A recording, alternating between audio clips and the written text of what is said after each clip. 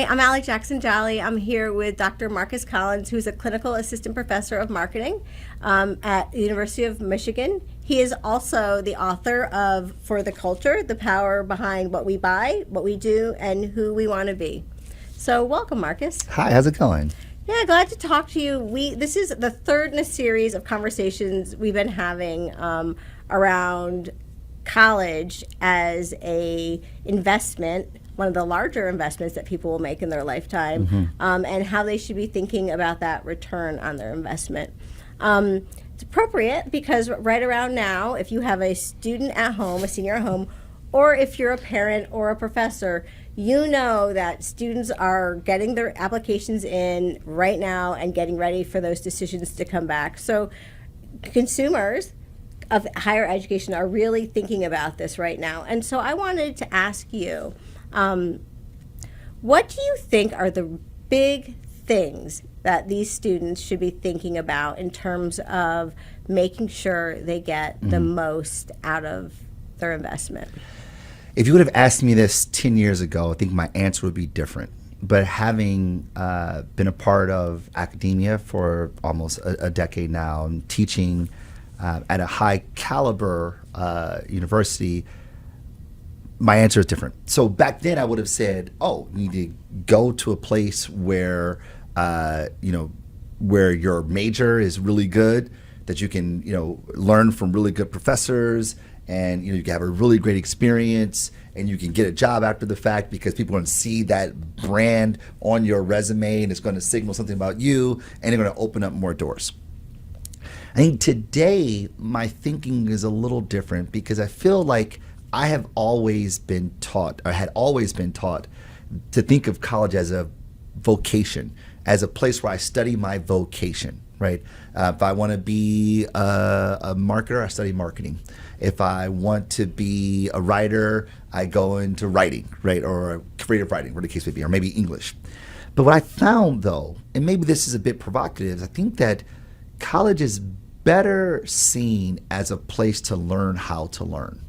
To learn how to develop critical thinking skills that enable you to be able to be put in almost any situation and navigate it with some level of skill, some acumen of know-how.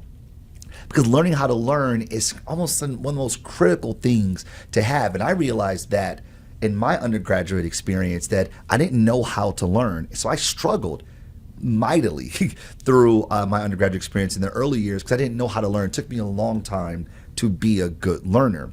And as a professor now, what I tell my students that the very best thing I can give you, the most important thing I can give you is perspective, a way of seeing the world. Because skills are going to come, things are going to change, you have to adapt to these new things, but the way you see the world will be a way by which it's framed. So if you have the ability to widen the aperture, to keep seeing the world in many different ways because you know how to learn, then you can adapt to any situation.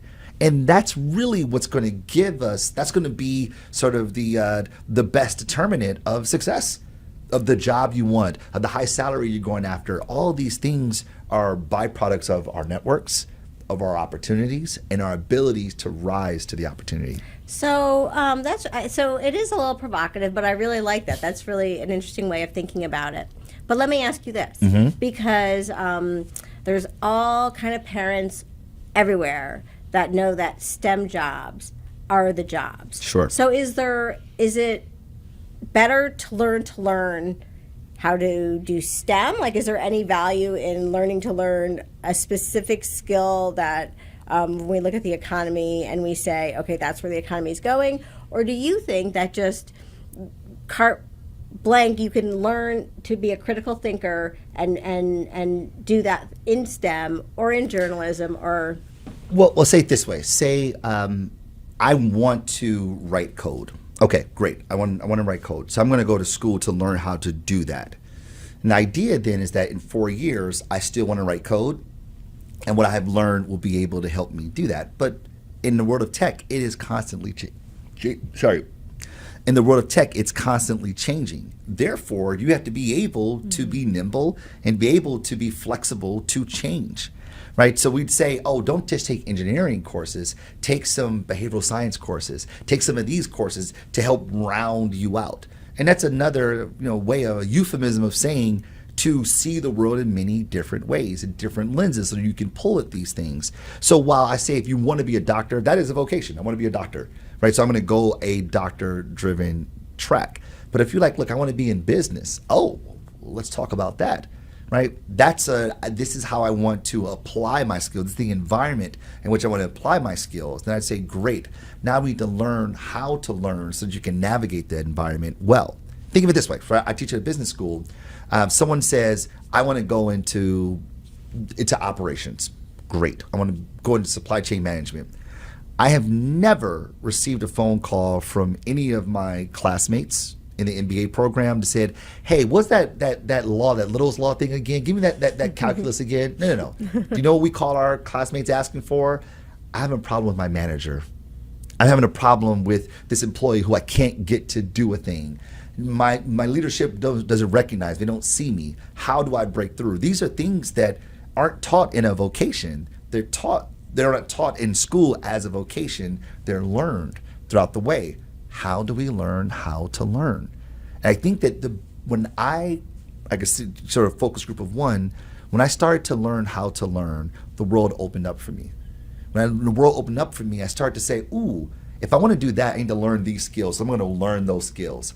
Oh, if I want to learn that, I need to understand this idea, this concept, this theory. So I go learn that. And the alchemy of those things help me be better suited to solve the thing. I believe that if I were doing that earlier, I'd probably be in better places. But I think that the notion here is that in those early years, we are learning how to apprehend the world and make sense of the world. Then we say, okay, I'm ready to go do it. And then the master's program is about being an apprentice.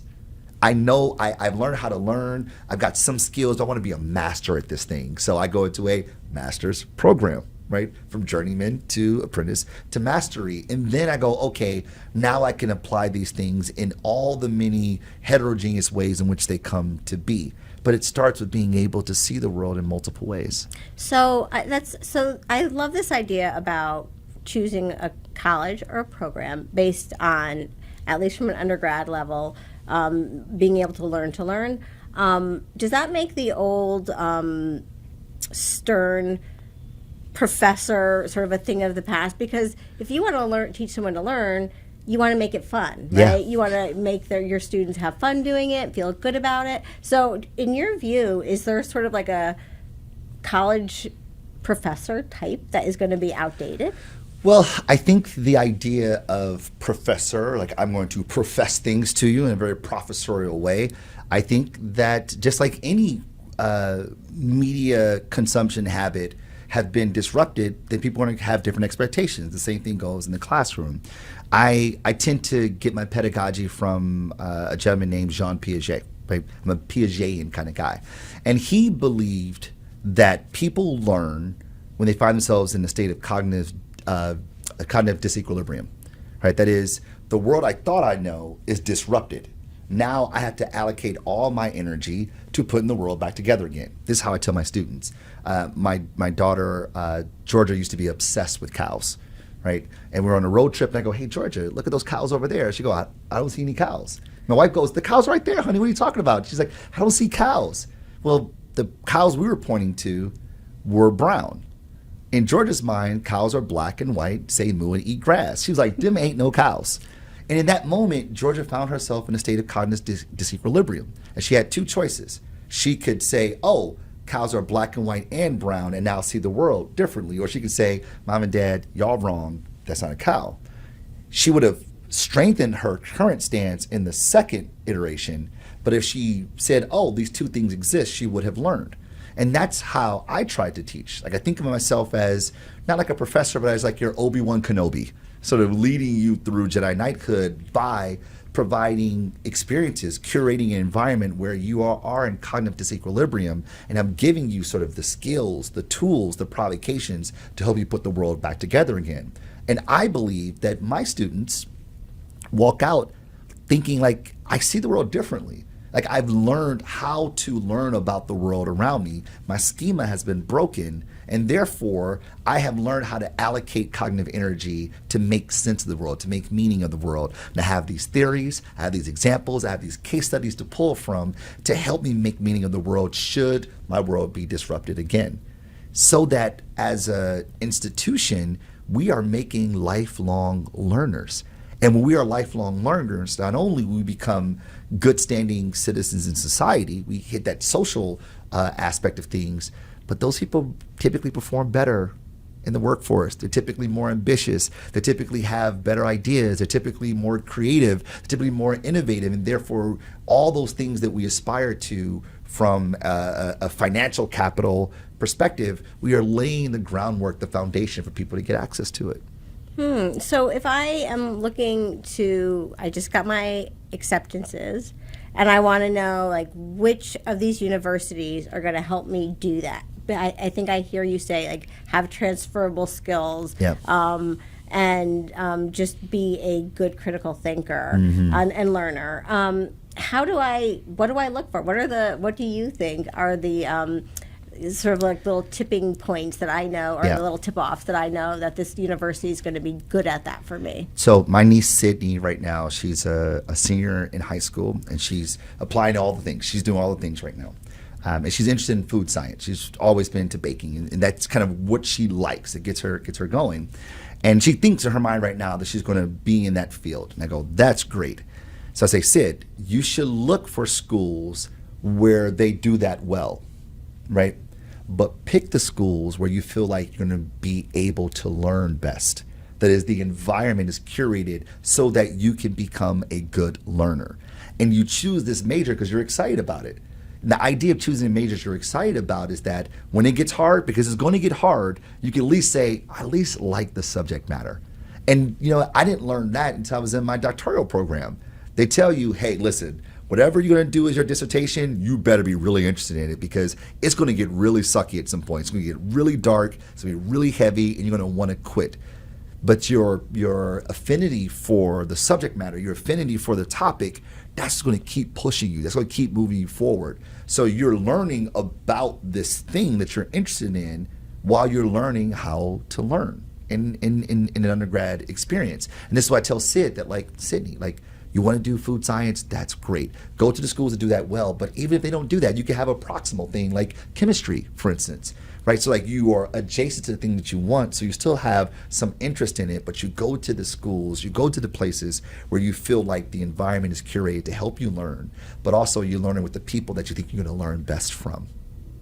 And that hopefully they'll open up some financial capital for you along the way. Yeah, I love it. Thank you. I actually have a senior myself getting ready to go to college, so I will take some of this advice home with me. But we're out of time. Thank you so much for being here, making us all a little bit smarter about how we can invest in our higher education in a way that will serve us well and return our investment back to us. Awesome. Thanks for having me.